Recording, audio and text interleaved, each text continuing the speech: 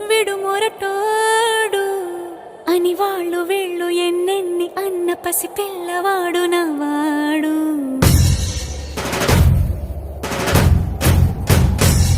విడు ముండోడు అని ఊరు వాడ అనుకున్న గాని మహారాజు నాకు నవ్వాడు.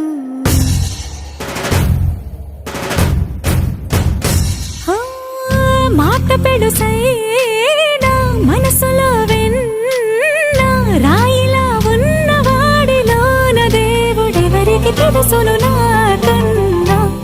సూసేకి అగ్గిరవ్వ మాదిరే ఉంటాడే నా సవే.